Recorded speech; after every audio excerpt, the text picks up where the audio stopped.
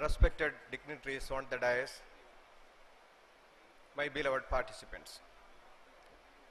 Greetings to you from the National Forum for People's Rights. As the chairman of this session, I would like to extend my sincere welcome to all of you once again. The presence of the Honorable Director of WHRF, Mr. Richard Bartley, Honorable Justice B. Kamal Pasha, our Chief Guest and really a man of justice, Bishop Dr. Samuel Mar Irenaeus, Swami Gururatna Jnana Tabasi, Bishop Mar Yuhanan Yusuf, the Honorable Member of National Commission for Women, Mrs. Shamina Shafiq, CEO of Jai Hind News, Mr. K.P. Mohanan, Principal of this institution, Dr. V. Arunachalam, they all adorned this occasion. The participants from different parts of the globe make it a great experience, a wonderful experience. As we know, human rights are those rights which are inherent in our nature and without which we cannot live as human beings.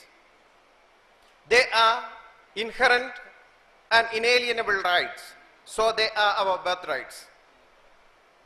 The historians try to find out the origin of human rights in Magna Carta of 1215. But I like to say that it can only be treated as the modern phase of human rights. The Magna Carta, the Petition of Rights, the Bill of Rights, the Declaration of the Rights of Man, and the Universal Declaration of Human Rights are all the modern milestones of human rights. But the concept of human rights is age-old. All major religions of the world are the strong supporters of human rights, though they are sometimes misused by some of the leaders. According to Atharva Veda, as cow protects her own newborn, even at the risk of her life, one should enlarge one's heart infinitely with compassion for all beings. Bible asks us to do unto others as you would have them to you. The great question asked by God to Cain is relevant now also. Where is thy brother? This is the basic relevant question in the contemporary situation also. We are the protectors of our brothers. We should protect their rights. This is our duty. Islam also emphasizes the duties towards others. The concept of zakat reveals this fact. Buddhism, the great gift of India to the world, is also the champion of human rights. So the faiths of all of us urge us to be the fighters of the human rights. Our great constitution envisages a clear provision for the protection of human rights. The fundamental rights in part 3 of the constitution and the directive principles in part 4 are the clear evidences of the attempt made by the founding fathers of the constitution to protect the rights of the people in this democracy. But the present situation is pathetic. The alarming speed of corruption in all pillars of democracy is threatening the rights of poor citizens and poor people. The saying that power corrupts and absolute power corrupts absolutely has become a reality in our country. The description made by Dickens in The Tale of the Two Cities is relevant in the present day India. He says, it was the best of times, it was the worst of times. It was the age of wisdom, it was the age of foolishness. It was the epoch of belief, it was the epoch of incredulity. It was the season of light, it was the season of darkness. It was the spring of hope, it was the winter of despair. We had everything before us, we had nothing before us. We are all going direct to heaven, we are all going direct to the other way. So the common man stands astonished in this situation.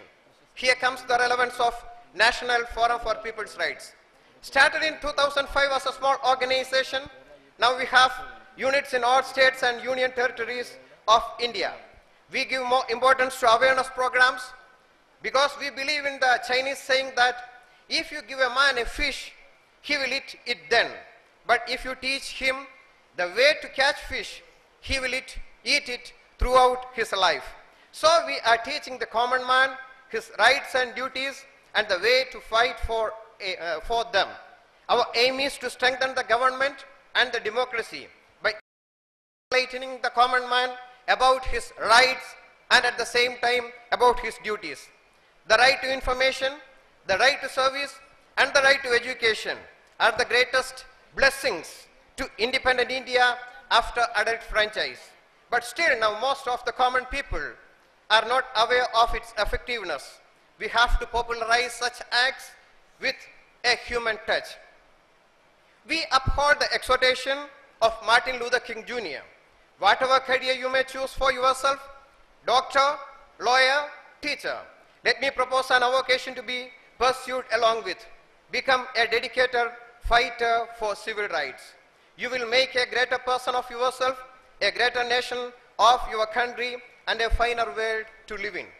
We are affiliated to World Human Rights Forum, and I thank the Board of Directors of the World Human Rights Forum for providing us this opportunity to host the 6th World Human Rights Conference in these surroundings. Let this be an occasion for us to take new responsibilities to wipe out poverty, illiteracy, corruption, and injustice from this land of great culture. As Tagore dreamt, I also long for a national and international awakening, where the mind is without fear and the head is held high, where knowledge is free, where the world has not been broken up into fragments by narrow domestic wars, where words come out from the depth of truth, where tireless striving stretches its arms towards perfection, where the clear stream of reason has not lost its way into the dreary desert land of dead habit, where the mind is led forward by thee into ever-widening thought of action, into that heaven of freedom. My Father, let my country awake. Let us work together for the establishment of such an awakened world. Thank you.